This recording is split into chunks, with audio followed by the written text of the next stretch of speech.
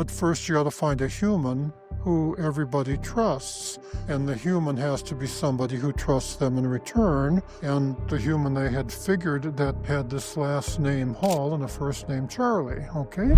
Because he's in desperate mode to save his fiber optics, they have overheated. And then he can close the door and take off again. And if he does, he may not be able to use all of his coils. So if he's by himself, he's in deep trouble. That you would never use them when you were designing your craft. You would only use them if you were designing a military weapon. And when you say that number 5, right, and the number 7, that seems to ring a bell, doesn't it? We're told that when Ike Eisenhower was president, that there was a day that we're told publicly by ancient aliens and the U.S. press and so on, that there was a day at somewhere, the British guys said it was at Edwards, other people said it was at Alamogordo, but they say there was a day somewhere where he was taken, where they took him out, the day he was supposedly golfing at Palm Springs and was taken to Edwards. No cameras, no press, and sitting on the runway at Edwards were 5 spacecraft with extraterrestrials by him, and that they were shown to Ike Eisenhower. Not one, except for the guy whose name is Charlie, looked at that and said, that makes perfect sense that they would do 5. Because what they were showing him was the general features of how their spacecraft were designed. And you'd say, why 5? It's because they were showing that there were 5 different subatomic particles, and that when they designed them, they first said, I'm going to use this one for this purpose, this one for the second one for another purpose, and so on. And so they were showing them that they had 5 different purposes for that in the design, you see. And okay, but those who mean well think that they just arbitrarily showed 5. Another one is the number 3. See, the fiber optics coils melt suddenly at about somewhere between 1800 and 2200 Fahrenheit. Not because they're made by aliens, but because rocks melt between 1800 and 2200 degrees Fahrenheit. And if they're 50.2% silicon dioxide and 49.6% aluminum, that's what they are, is rocks. And if they melt, and if the fiber optics melt, as they did during the 2 craft that crashed at Roswell, as described in my book, The Valley of the Grays, what you'll see, you would think, would be melted rocks. I know, UFO people try to pretend that there was one saucer and it was going fast and it bounced and it hit the ground and melted the rocks and then bounced up and went on. And my answer is, if you haven't, when was the last time you saw anything bounce against the rocks in a New Mexico desert? I never have. Once they hit the rocks, they break. When the reason there are melted rocks there is because there were 2 saucers and the fiber optics were overheating and melting. And when they melt like melted glass or lava, and they have a big chunk that looks like lava, and a big chunk falls, and then it hardens and hits the ground and looks like a melted rock.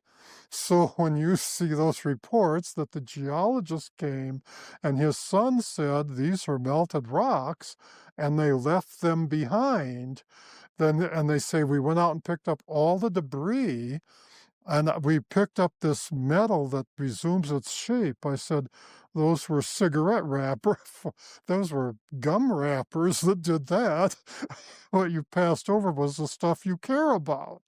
Okay. We found a piece of metal about 1.5 to 2 feet wide and about 2 or 3 feet long, felt like you had nothing in your hands. It wasn't any thicker than the foil out of a pack of cigarettes. But the thing about that got me is that you couldn't even bend it, you couldn't dead it. Even with a sledgehammer would bounce off of it. So I knew that I had never seen anything like that before. And as of now, I don't know what it was. So you're saying Jesse Marcel, that was just like the sort of memory metal, that was just the kind of exhaust almost. That could have come off from a kid's toy, okay? Yeah, because see, what you have is what you, after you've put in your after you've put in your coils, then you have to protect them from the weather. Now, when you protect them from the weather, you're going to have to cover them with a thin metal sheet, okay? But you're not going to be able to support the metal sheet with an outside metal strap, okay? You're not going to be able to protect the metal sheet with an inside metal strap because you can't have turbulence in the force fields. And the metal is electromagnetic. We'll screw it up with stray electromagnetism and so on. And when you're designing it, you're going to start from square one, and then 3 times a day you're going to get up and say, I don't want any turbulence in this force field. I don't want these coils to overheat. You're going to leave, if you're a gray designer and you're designing a craft for gray children, then you're going to have, as per the Roswell Museum, you're going to have something that is missing from their display model. On the underside, you're going to have a little doorway that the operator of the craft can open anytime he wants and let molten fiber optics fall out, okay? Because he's in desperate mode to save his fiber optics. They have overheated, and then he can close the door and take off again. And if he does, he may not be able to use all of his coils. So if he's by himself, he's in deep trouble, as in the craft over the plains of San Augustine in 1947. He's by himself, and he's got big trouble but if he's got 2 craft beside him, the fields from their craft and the fields from his craft will join together, as I've personally seen Range 4 Harry do with the high-speed horse formation, to form a single larger craft when the fields are present, and stabilize his craft, and now the 3 together can fly off to someplace safe, okay? You need to use specific metamaterials for these, very intense kind of, environments, and, a lot of electricity. And do you need to use specific materials for the craft?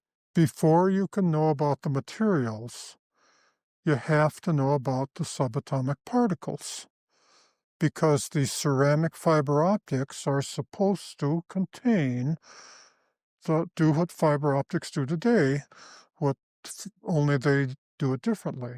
I've personally seen the fiber optics as I describe in my book, when I was in the summer after between my 5th and 6th grade, when Ray Palmer, I believe that was his name, the editor of Flying Saucers magazine, in a store in London, Wisconsin, and his childhood friend who ran the store came back from Roswell with a stretch about a yard long. And it was woven. It wasn't a thin strip of metal. It was like they took nylon fibers, but it wasn't nylon, it was ceramic, and wound it. And then when you shined the flashlight through it, the light would bend without being absorbed. Now, but before you do it for the craft, you first have to know about the particles, because you have to know how to build the fiber optics before you can do anything else. So Roswell, you mentioned the Roswell Grays, and you're talking about the Roswell craft. The lore is that it made its way to Wright Airfield at the time. And you're saying it eventually made its way to Area 51 or to the Nevada Test Range? I don't know where it made its way to, but I don't care. because I've seen the real one and I know what it looks like. According to Where'd you see it? Did you see it in Nevada? in Nevada, I've seen a craft of that type many times. Hmm. On one, as I describe in my book on the Valleys of the Grace, on one cold and snowy night in the fall back in the 60s when I damn near died in the fog, and the scout craft with the young lady in it and some of her friends, accompanied by the deep space craft and the teenage craft, they had gone down to the bend in the road. And she alone, she was just learning to run the craft, so they didn't let her take it up in the air. And before the fog moved in, when I was walking down there, I was on the side of a hill.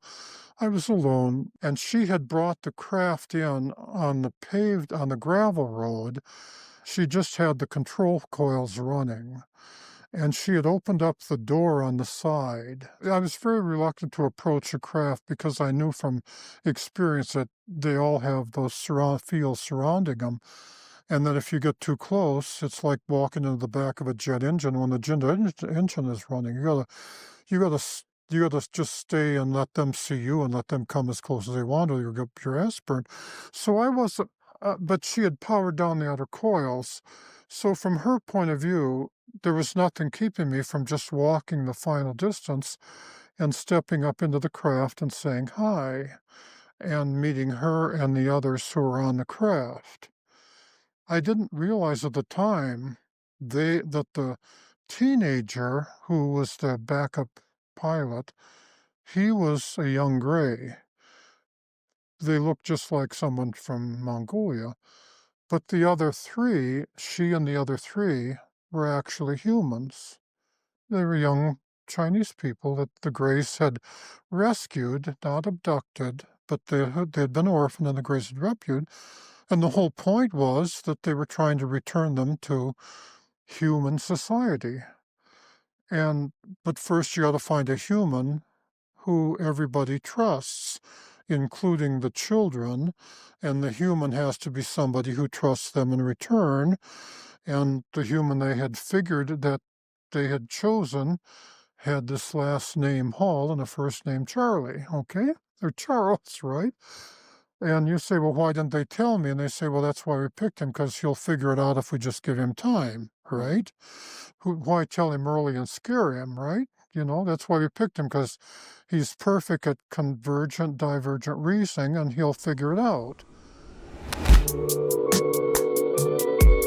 Different parts of the brain have different activities.